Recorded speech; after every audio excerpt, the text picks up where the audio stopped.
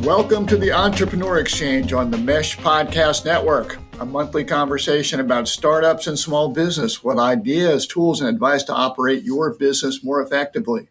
On today's show, we're still in the midst of a pandemic. COVID has not magically disappeared, and our businesses are having to adapt. We'll give you some areas that you should be focusing on with your customers. Our guest today is an entrepreneur who is working to help people build online businesses. We'll be talking with Case Lane about her upcoming book, The Aspiring Entrepreneur's Practical Guide to Getting Started with an Online Business. And she'll share some ideas with our listeners to help them get started with online businesses. And finally, we'll share some of our small businesses of the month with you, where we'll highlight some interesting businesses that you should be checking out. My name is Jeff Newville. I'm your co-host. I'm the director of the Small Business Center at Catawba Valley Community College in Hickory, North Carolina. I'm joined by my co-host, Gary Muller, who is the Dean of the School of Workforce, Productivity, and the Arts at Catawba Valley Community College. Gary, how are you doing today? Jeff, I'm doing great. Plugging through. As you said, we're still in the middle of the pandemic, but we're working hard, moving forward. You know, I always stumble over your official title. Have they added any additional schools or responsibilities to your job at this point in time? No, I stumble over it too, the title, but it's exciting what we have in our school. We have all the technical trades and all the folks, as you mentioned, the arts. And people say, well, how do the arts fit with all the technical business programs? And I said, they fit great because each person, whether they're in advertising, graphic design, or photography, or music, they all are individuals that have great skills in a specific area, and they're going to make money from that. They're going to be entrepreneurs or small business owners in many cases. So that's how they fit. I get to tell that commercial every time you ask me that question. Well, that's good. Well, when I think of your title, when I think of your title, I always remember one of the business lessons I learned from industry is it's always cheaper to give someone a new title than a raise. So, I'm sure. You see that's exactly how we handle it at the college. I have lots of new titles, but I'm still in the same place. Yeah, I know, but you get new business cards on occasion, so that's good. It's not. So, I actually love what I'm doing, as you know. Well, our college is still, where a lot of us are working from home, and we're sort of going back and forth and whatnot. And I was looking through Forbes magazine recently, and a fellow named Jeff Bezos wrote an article about dealing with post-COVID business opportunities. I just wanted to share a little bit with you and our listeners because I know that a lot of the work I've been doing with my clients has been a little bit more internally related in that we really focused on their expenses and revising sales projections and really focusing on cash flow. It's been more of an internal type process, but the article really reminded me that we need to be telling people that they also have to be focusing on their customers. And he threw three things out there to be thinking about when it comes to your customers. Number one, just the importance of connecting and reconnecting with customers in this new normal, in that people's habits and preferences have changed due to the pandemic, and you have to be finding the right way to meet with them, examining that, should you be focusing on online ordering, how you're social distancing if you're a business that's going to be meeting directly with clients, but just sort of what adjustments that you're making. And our guest will be talking about online businesses, so I think that's going to be a good fit there. And he also talks about creating synergy, and when he talks about synergy, he gets into thinking about, are there ways that you can be expanding your business into different products or services that are now in need? Things have changed out there. So talking with your customers, your clients, to assess how their needs are changing, and are you in a position where you can be meeting those needs? And then the third thing he talks about, which I thought is good, is that what does everybody need right now?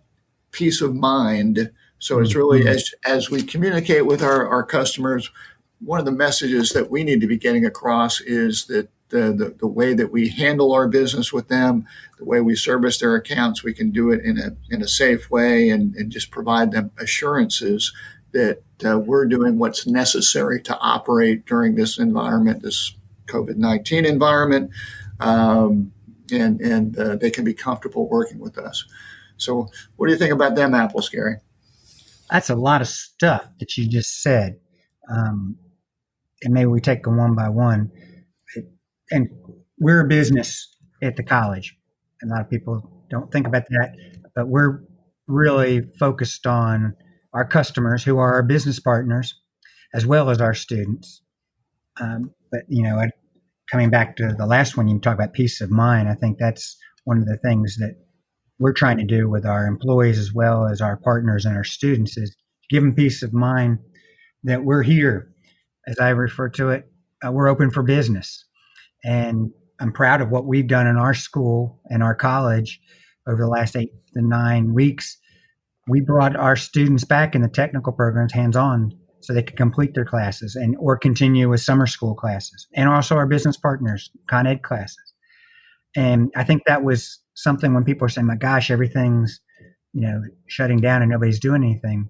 Knock wood, we've been able to hold classes. You've been meeting with tons of customers. I think you should talk a little bit about what all the work you've been doing in the last several weeks, that we're open for business and we are here to give that peace of mind that they do have people that they can come and talk to. And I think that's a big deal. I know you're here every day and I am too. Gives me peace of mind to be working and doing productive things as opposed to, I understand people that have to stay home, but I think it's helpful to be moving forward and trying to do things productive. And that was a lot of stuff I said in a short answer. Well,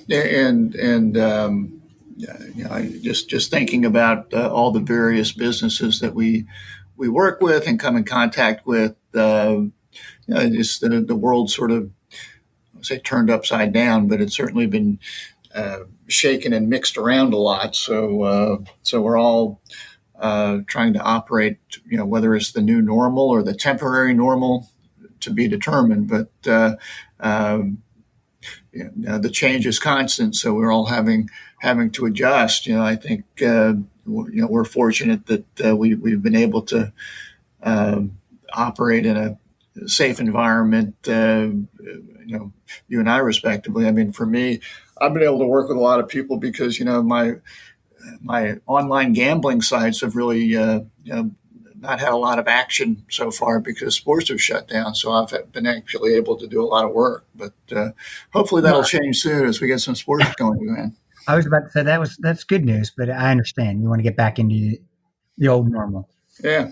So anyway, it's stuff to be thinking about, but I also we're fortunate to have a guest with us today. We've got Case Lane, who is the founder of Ready Entrepreneur. Case, how are you doing today?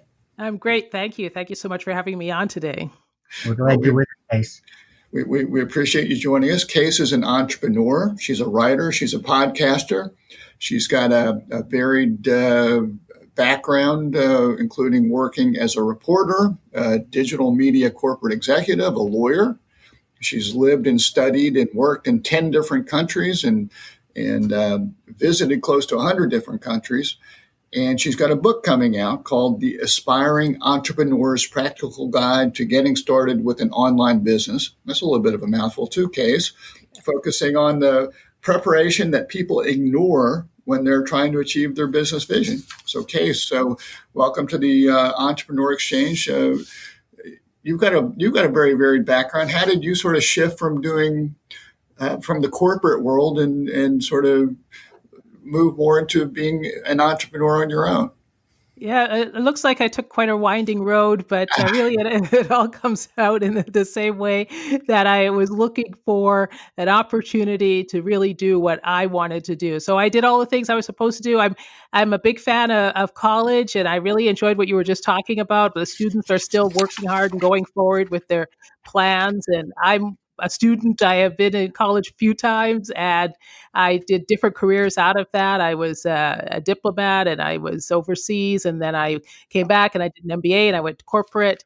But I wanted to really take advantage, I would say, of some of the great opportunities that exist by the fact that we now have the internet, and that gives us access to the global marketplace and gives us incredible opportunities. Like you were just saying in that article about how that you were quoting, that you were saying that there's all of this opportunity, as well as, obviously it's been a horrible time for a lot of people, very difficult time with the pandemic.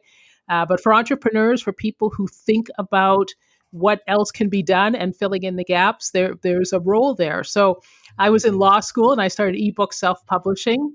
I've always wanted to write fiction, and I started publishing fiction novels, and that took me into the world of online business, where I learned about building a website. I learned about what landing pages are, and squeeze pages, and reader magnets, and all of this new terminology. And I got into looking at all the social media and digital advertising and so on. And I decided that I would like to work full time on being an online entrepreneur. And once I started doing that, people started asking me what I was doing and how they could do it. And so I started to become more focused on helping people really prepare to go online, because I think that's missing right now. A lot of people just jump right in and they pick a platform and say, okay, I'm going to be a YouTube star or something like that. And they haven't really thought through what their skills and interests are. And then they have difficulty. So I decided to take a step back for everybody. I'm a big picture person, so I present the big picture and say, this is what the online business landscape looks like.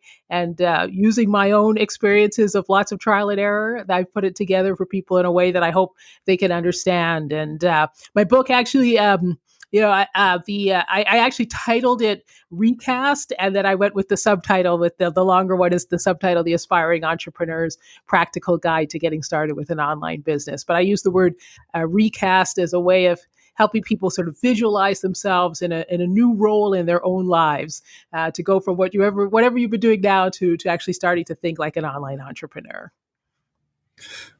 Well, and shame on me. Recast is a lot easier to say, so I'm going to use that from here on out. I'm going to. So when you talk about becoming an online entrepreneur, and the preparation that one should go through in order to do that, what steps should people be taking as they're considering becoming an online entrepreneur? When you're talking about preparing people, how do you get them thinking about that? Yeah, what I do, and in the book, I talk about the first 10 actions to take, and I'll sort of go through them briefly. I start with the first 5 are what I call foundational actions. And this is what people really overlook, is just setting up yourself and your environment to work for yourself. Now, the analogy I always say, well, think about when you first went to work, let's say at a corporation or what have you, and the HR person comes and takes you around and they show you a nice spot to work, and they show you where the coffee is and where the water is and where the supplies are, and you can kind of get the environment. And then a lot of people, when they go to work for themselves, they don't do that part. And then they hit a roadblock, an obstacle, like, oh, it's too noisy to work at home, or I can't find a good spot, or I don't have the things that I need. And that derails them right from the beginning. And it's sad because a lot of people, it's a bit of an excuse that they're using, but they will then sort of bail out of the whole thing. So I say right up front, foundationally, set yourself up to start working as an online business person. And the thing about it also is, once you start putting that in your mind, like, I'm going to spend a day walking around seeing where I can find a good place to work, you're starting to think like an online business person. You start to think like an entrepreneur, and that momentum is going to help you going forward. So the first 5 actions, the first one is to take a deep breath, which really means just make sure that you really want to do this, because online business is not easy. You have to be able to persevere or go forward, but you start there. And then you find that place to work. If you're going to work at home, what's really a good spot to work at home, where you can leave everything, where you can have yourself all set up, where people aren't going to bother you, where the Wi-Fi is strong. Like, don't pick a spot that turns out to be a dead spot for the Wi-Fi. Or if you're going to work outside, depending on where you live, maybe you can go to a coffee shop, or I don't know if the libraries are open again yet, but you could maybe find somewhere else. And then put everything around you that you need. So number 3 is get your tools together.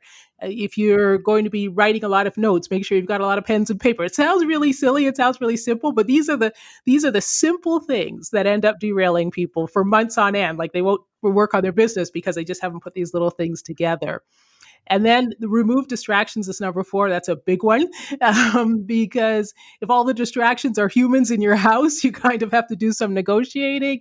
You have to figure out, like, if the kids are playing all day, you won't be able to do video calls in the same room or things like that. So you have to figure out what that is.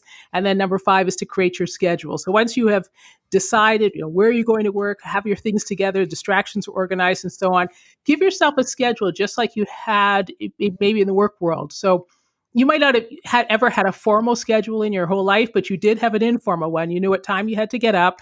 You knew what time you had to leave to make it on time to work. You knew what time you were going to be coming home. So do the same thing for yourself in online business. Just take it really seriously and give yourself some formality around it so that you don't get thrown off by what start out as little things and then become big things. And then, It sounds like it requires some discipline. It does. It does. Not that, which doesn't work for everyone.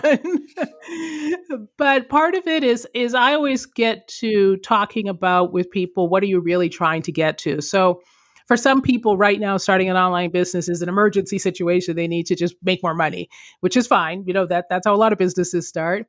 For other people, they really want to improve their skills. And you were talking about that. Like people have to take these great important skills that you're learning and put them into place and use them, and you'll have them for life. As online skills are really the way the world works now. So whatever you're going to be learning, you can have that. Some people want to really do something of providing value, and this is really important because there's so many gaps in the economy of things that people want and need. And you know what they are. You probably, you think about, oh, I wish I could have this, or I wish I could have that. Or, if you have that, when you are using a product or a service, but you're like, I could probably do this better. There's kind of like, there's that idea. So that's your entrepreneurial mind telling you there's an opportunity there because there's some kind of gap, and and sometimes people will say, "Oh, everything's been done." And it's like, no, there's no way everything's been done. There's so everybody online is searching for things on when we're on whatever search engine, when we're on social media, when we're shopping, we're always searching for things. So that means that there's certainly a lot that has not been done. So I always say focus on what you really want out of it, this discipline that you're going to put around this process, and this dedication and perseverance that you're going to put into it has a goal, and that's to get you, whatever that go, wherever you want to be, whether that be just, if you want more money, you want to have lifestyle freedom, you want to have some professional satisfaction, getting the kind of skills that you want, whatever that goal is, you want to provide some purpose, you want to provide some value, you've got a community. People build businesses around their hobby and then can spend time hanging out with people who like to do what they do. I mean, for some people, that's exactly what they wanted, and it feels great. And so that's why you're going to put the effort in, because you're going to set that goal ahead of time of what it really means to you. Yeah. You talk about hobbies and maybe even passions. I mean, how should someone's business idea fit with their ideal vision? How do you see those things coming together in successful online companies? Absolutely. For so many people, this is what it's all about. They have a purpose. They see something that they think should be done, and that's what they build their business around. So I say to people, which is actually another action in Recast, is when you're sitting down to come up with your business idea, you begin right from day, like the minute, with your interests. Like, what are the things you're interested in? Don't worry if you can't think of the business around it at this point. But if you don't have a business idea yet, as you're coming with your brainstorming, write down what are your interests, your skills. You can put your education and work experience, but that's not where you have to build your business. You don't have to build a business around experience you already have. If you have an interest and you can and you have a passion around it, like let's say it's a hobby and you're constantly looking at things online around your hobby, you know where all the good forums are, you know where the good stores are for the products related to your hobby, that type of thing. You could build a business around aggregating that information together for people like you. So instead of everybody who's in that world constantly just searching all over trying to find things, you can be that point of information for all of them, and you can build a business around that. So it's something you're doing already that you're then able to monetize and have for, as a hobby that's also a business that also keeps you in contact with people who are interested in it as well. Like if you have nobody around you in your daily life, if your friends and family all think, oh, whatever that thing is, that you like to do, none of them like to do, you can go out into the world and find your community.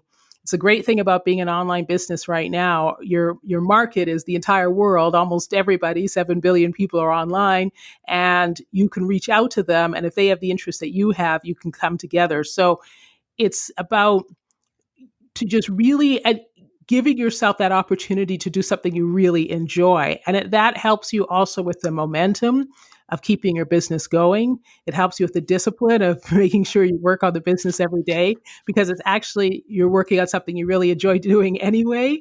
And, I hopefully that means that you would then stay dedicated to it. Because I'd really, really like encouraging people who want to have their own business, of course, to stick with it. It's not an easy road, but once you start going and see incrementally how it slowly increases over time and then becomes, one day it might just, go viral or something like that. So it's worth it to stick with it, especially if it's something you really enjoy and you're doing anyway. Well, you also talk about the importance of creating a business action plan as Mm-hmm. you're going through the process. What does this entail? And you talk some about monetizing. Mm-hmm. Which when you're creating an online business, that's always a challenge in any business of how do you secure customers and make sure that it's going to be a profitable venture. So talk a little bit about when you talk to people about creating a business action plan, what that entails, and how you talk to people about monetizing and profitability. Yeah, I always say a business action plan because I want the people who are thinking about starting a business to really know that you actually need to take action. So a business plan, as people usually know it, is needed if you're going to be, presenting to venture capitalists or trying to get a loan from a bank or something like that. That's a much more formal process.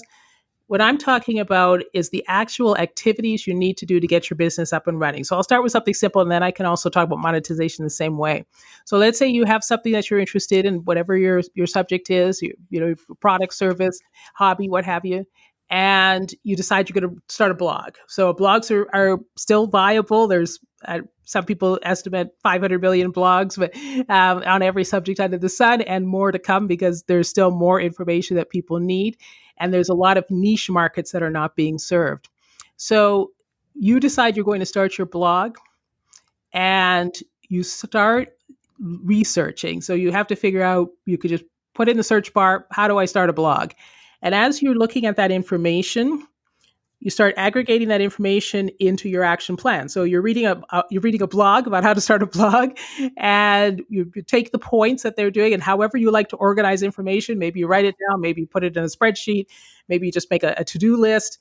You start taking down all those points. So they'll say, what is your name? You want to register a domain name, set up a website? Are you going to pay for one? Are you going to use a free site? All of these issues are coming up, but every single one of these things it becomes an activity in your action plan. You're doing enough research that you have the information to go forward. So in some cases, that could be just one really good blog about how to start something, could tell you enough information to actually get it started. And then you can move right on to the next step. Other people want to read, 10 different things or watch a couple of YouTube videos or something like that to get a better idea. But as you're absorbing that information, don't just do it passively, because there's an analysis paralysis sets in and you're like, oh, just one more video and then I'll understand what I'm doing next. I always say, take the information and actively start creating your action plan as you're listening to the research, watching, the different things that you're looking at. Write down all those things. Take down notes about what you don't understand. Take down notes about there's a gap. Like if it says register a domain name, but then you don't know what that means. So there's a gap there. So you need to put in another activity on your action plan that says learn about domain names. And so you'll keep going through until you have every single activity laid out for starting, just for starting. Your action plan will change all the time. It's very flexible, very fluid. Your business idea might completely change. That's very common as well. Entrepreneurs have to be able to adapt and flex with what's going on in the economy. And you might start putting some feelers out to the community around what you want to do and then you're not getting any feedback. There's many reasons for this. Your idea might be good, but your distribution or your marketing is off, or your product's not that good in terms of what the community is asking for. So what entrepreneurship is this iteration of going back and forth between you and your potential customer base, trying to get on the exact right product or service. So as your action plan then will just have to keep changing and adapting and moving with that. And then you get to that point. Now, from the very beginning of the process, you can start monetizing if it's a website the most simple version of this is advertising. Of course, you put ads on your website. So you could sign up for a service like Google AdSense. That's the biggest one. They will put the ads on your site for you. It's free to sign up, and you pay per click and so on. You earn per click. And so you set up your site. You can tell them where to put the ads. You can remove pages that you don't want to have ads on and things like that. This is a way to get ads on your website, but then you have to drive traffic to that site. So you're not going to get any earnings from clicking on the ads if nobody's on your website. So that's the next step then, is you have to figure out how you're driving traffic. So if you have come up with and traffic is just people. Traffic is the industry term for the people that are out there online already. They're there, but you need to get them to come to your site. So that means posting your blog on other sites where people can see it and then maybe come over to your site. It means social media. It means reaching out in forums, being an active, valuable participant in groups, Facebook groups or online forums that are talking about whatever your subject is. That way, now you don't want to say right from the first minute, hey, come on my website, I need clicks. You want to say, I've written this great blog, I provide all this valuable information, here's where you can find it. So you want to be a person who is adding value in any situation, and that gets people interested in you to get them to come back over to your website and click on those ads. Now there's more, that's like sort of the early stage when people first started monetizing a website, but then you can also become an affiliate, meaning that you can advertise other people's products for a percentage of the value of the product itself. So affiliates tend to make more money, depending again on driving traffic to those ads.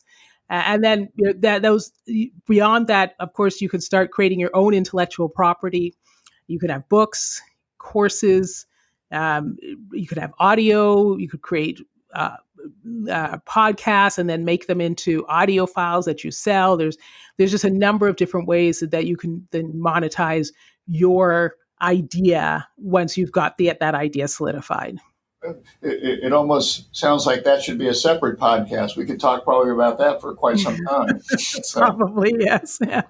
Well, and one thing I like is that you're differentiating between a business plan and a business action plan, and that and Gary probably runs into this as well. When often if we talk to people about a business plan, you can just sort of see the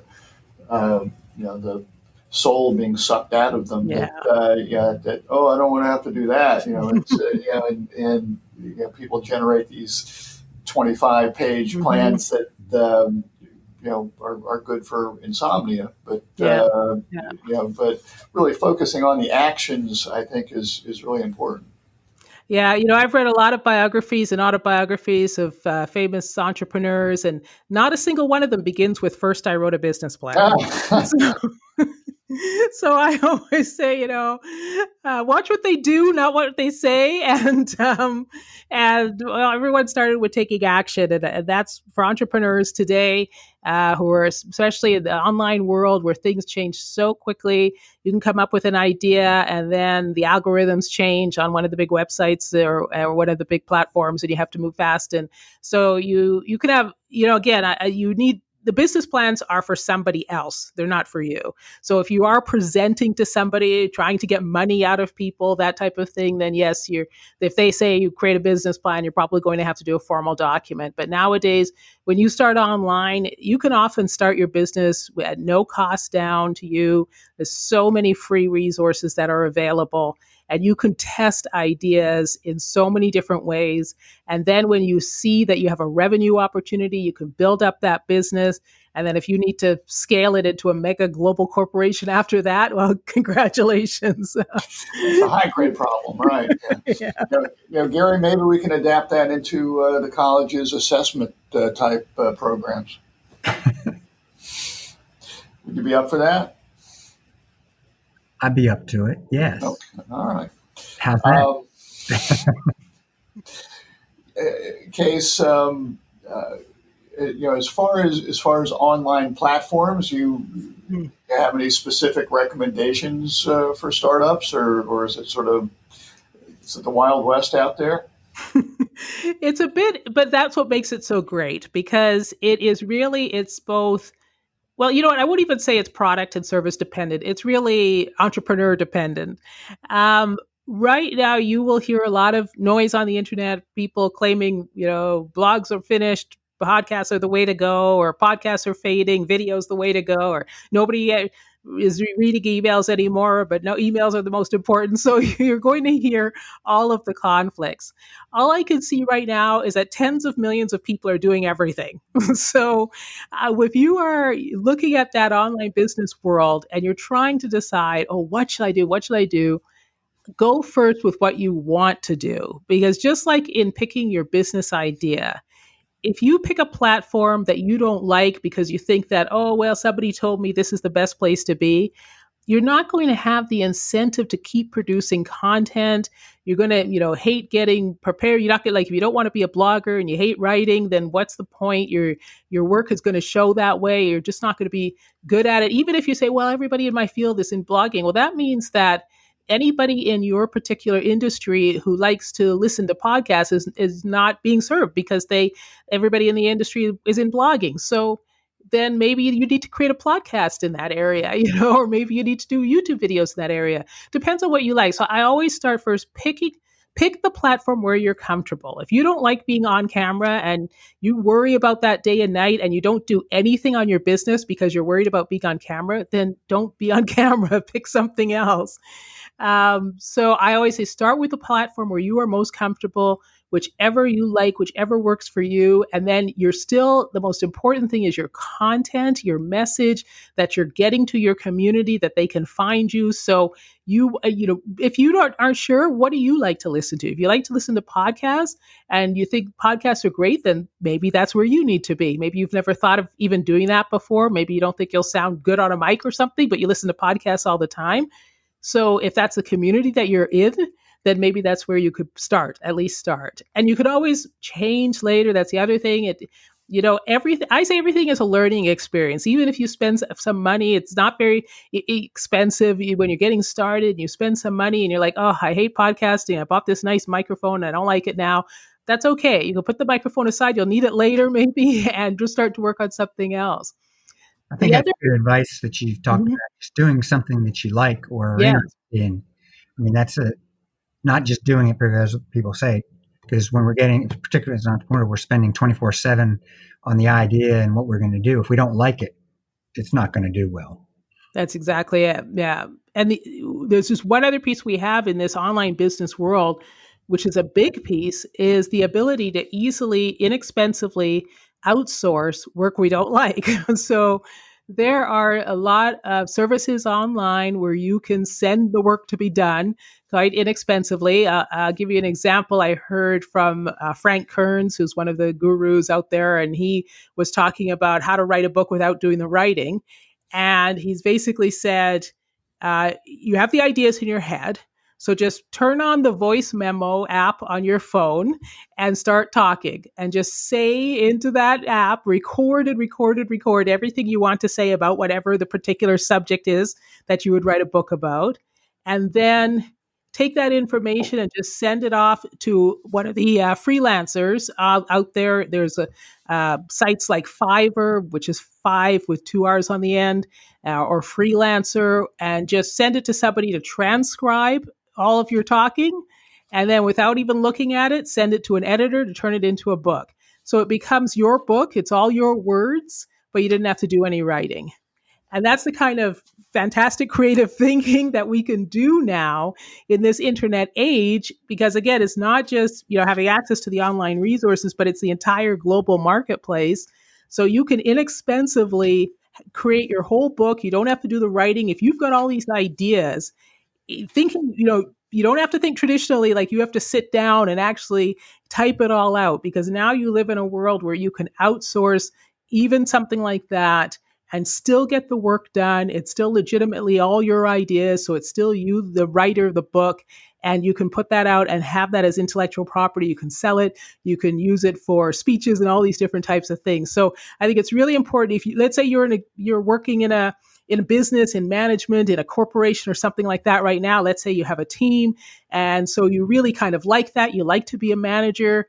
You can do that for yourself as well. You could just manage your outsourced team all over the world and still maintain your skills as a manager and still have that ability to work, your 9 to 5, as well as running your business with your side hustle, as everyone likes to say.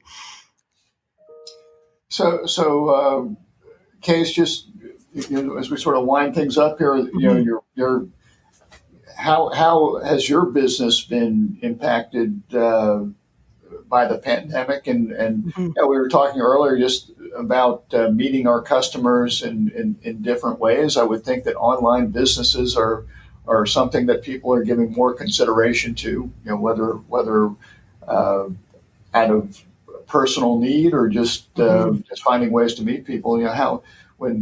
Any lessons you've learned during the pandemic that you can be sharing with people? Yeah, absolutely. So I personally work online all the time, so that didn't change my workday. But you're absolutely right that even more people are asking about online business.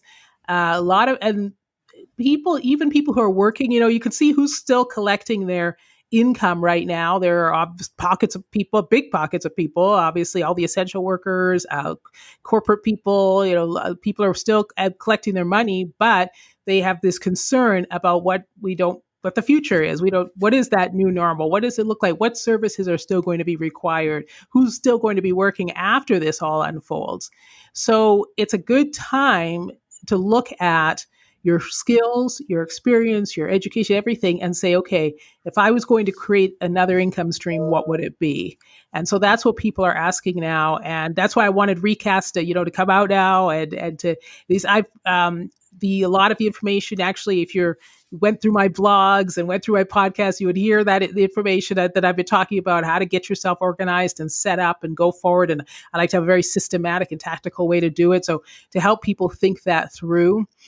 It's a difficult time because it's not something that a lot of people have thought about before. There's some people who for ages have been thinking about, I'd really like to do something online. Wouldn't that be fun or what have you? And now people are like, wow, like this is one of the few professions, another profession that kept working all the way through the pandemic was the online people. I was really, happy to see like a lot of the big name gurus put a lot of their information out for free. You could get teaching, you could get a lot of courses were offered for free, and a lot of the encouragement around self-education and self-improvement and getting these skills now. Nobody's commuting, so you've got extra time. So it's that for putting that information out there was really important, and I think a lot of people have managed to get it and have started to implement. The one one concern I've had is looking at some of the entrepreneur forums and Facebook groups and so on, and people being really afraid and thinking that, everything's ending or whatever, or they don't know why should they put time into something if they, if it's all who knows what's going to happen in the economy and all that type of thing. And to that, I always say, again, I go back to the fundamentals about why you would do this in the first place. What do you really want? It's not, beyond the money. Yes, okay, everybody wants the bling and all that stuff. But beyond that, think about your professional satisfaction. Think about your ability to grow your skills, online skills that are going to be needed for sure. You could already see how important online skills are. Even if you have a superficial knowledge of how to build a website, that puts you one step ahead of somebody who spent, this entire time just watching videos or what have you. So think about that. Think about the lifestyle freedom. Think about the ability to just have your life schedule the way you want it. You've been kept away for months from your friends and maybe family and everybody. So think, what if you just, like, if you had to go back to work and not get a vacation again for a year or what have you, you still wouldn't see everyone. If you're an online entrepreneur and things start to open up again and you have the flexibility where you can travel, you can visit with people, you can spend as much time as you want, think about that. So I really emphasize with people, it's a bigger story than what's happening right now in this moment. And the outcome of doing nothing, like the outcome of doing nothing is nothing, right? So, but the outcome of doing something is at least 50-50 that you might actually get exactly what you want. So why not give it a try? I totally encourage your listeners, everybody, if you have a business idea in your head, if you're thinking about it, it's sort of floating around and you haven't thought, you're hesitating, give it a try, do something and see what you get, because it might, especially the way things are, your chances of if you're really filling a gap, if you're really filling a need right now with so many people online all the time, your chances of having some success are really, really good. So as long as you want to dedicate your time into it, put in the effort and make that difference for the people who want or need that product or service that you'd like to offer. Super. Well, and if people want to find out more about you and Recast and what you've got going on, where can they find you? Yeah, come on over to readyentrepreneur.com. So that's the website. There is lots of information there, blogs, PDFs. You can sign up to join the community, and I'll be keeping you up to date on the Recast release and everything else that's related to Ready Entrepreneur. You can find me on social media at Ready Entrepreneur HQ on Facebook, and at Ready Entrepreneur on Instagram, and at Case Lane World on Twitter. Lots of good places. So now, Case, we always like to have a little fun during our podcast and have a quick lightning round. You up for that? Sure. Yeah. Bring it on. Let's go. All right. Well, we're sponsored this month by Ned Ryerson Insurance. Whole life, auto, flood, home. You really can't have enough insurance. Am I right? Stay safe with Ned Ryerson Insurance. You should check it on the internet. So Case, we're going to throw a few questions. These are just quick answer questions. Mm-hmm. So do your best to give us quick answers. Okay. You have traveled extensively. What is your favorite non-U.S. country to visit? To visit. You want a quick answer question on one of my biggest things? Let's see. Well, let me give a shout out to Canada then. That would be the quick answer that comes to mind. All right. In subgroup, what if you were going to visit a city in Canada? Which one would you recommend our listeners go to? Oh, I'll get into trouble now, but I'll say Vancouver. And full disclosure, I have family there, and I love the being on the water and in the mountains at the same time. So, yeah. All right.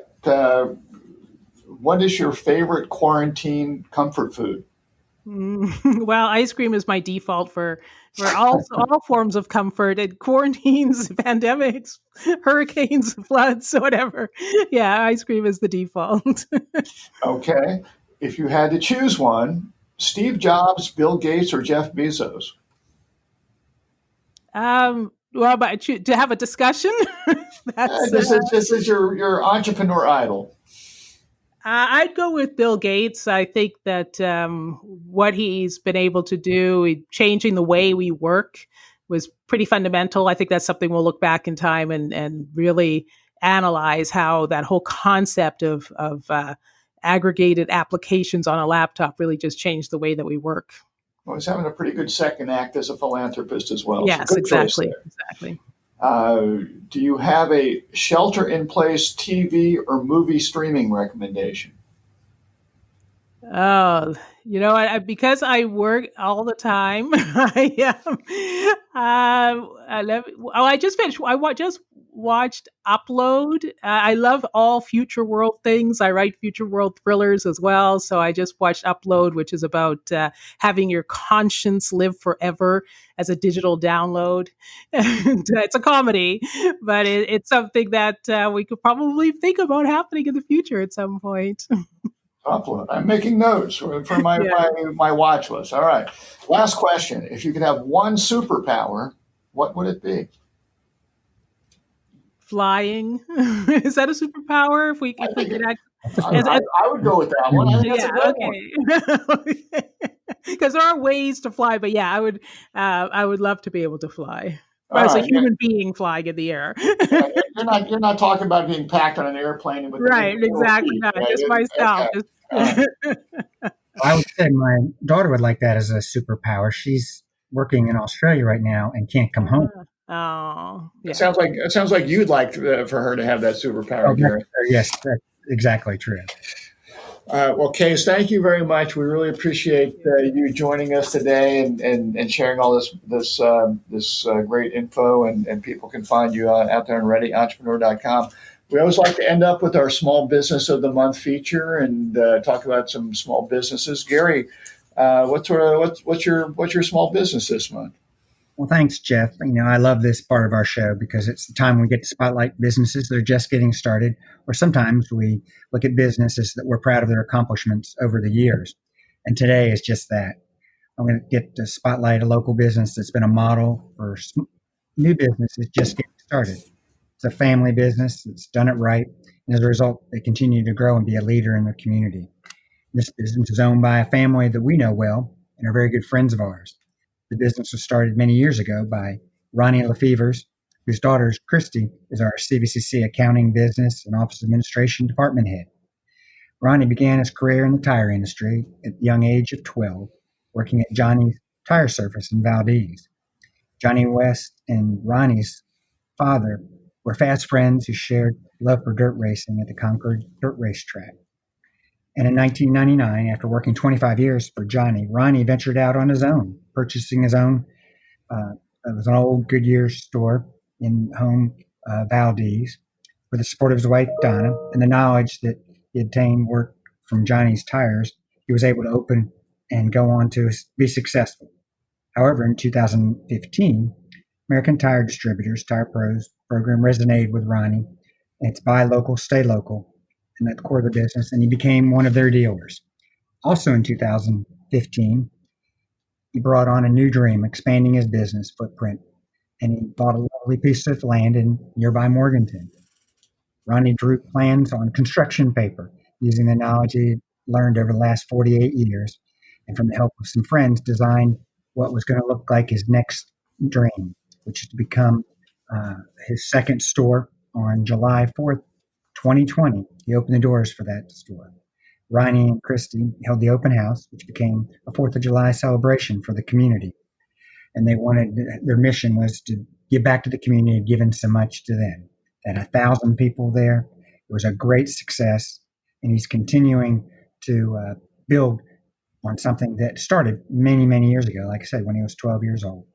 One last unique part of his success story is that it's also pretty common to hear a father say his dreams to leave his business to his sons after he retires. Ronnie Lefevers dreams very close to that, but with a twist. He hopes his daughter and granddaughters will reap the rewards of his hard work and keep the stores running for many years to come. I get a little choked up because that's one of our good friends, Jeff, in the family. They're doing really well. And what's the official name of their business? It's, let me make sure I got it right, Tire Pros program and Tires Plus. Tires Plus, okay. Well, you really don't want his dream to come true, because that means one of your right-hand people would be leaving the college. No, it's funny you said that. Christy, I've been talking a lot, like you and I do, and I said, actually, she said it before I said, I love what I'm doing at the college and I want to be here, but I want to help my dad too. But yes, the problem that business is so successful could be one of our challenges. Okay. All right. We'll still wish them success, though. Yes, All we right. will. Plus in Morganton, North Carolina. All right. My small business of the month. I was reading a New York Times article over the weekend about end of life startups, companies that help clients plan funerals, dispose of remains, process grief, which pre-pandemic had been seeing steady to moderate growth. But since COVID-19 has changed, and millennials are now a little bit more anxious about their mortality, and they're increasingly comfortable talking about it, and they might unfortunately know someone that has passed away. So this industry has been growing, and the article mentioned a business that is my small business of the month. It's called Cake, like the kind of cake that you eat, but this is a cake that is an end of life help you sort of type company. Started by a woman named Su Li Chen, and she met a palliative care physician, Mark Zhang, at a MIT healthcare hackathon.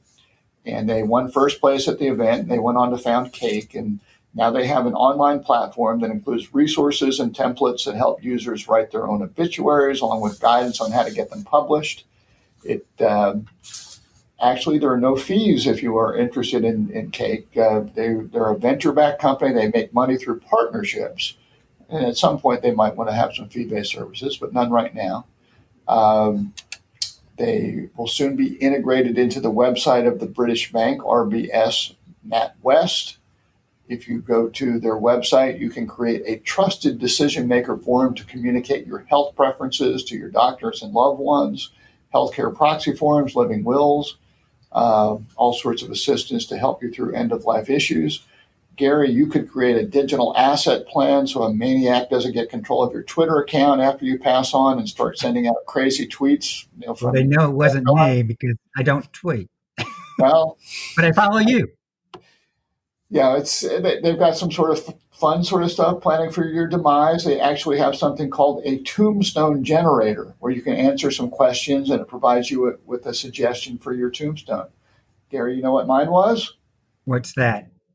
Egomaniacal podcast host.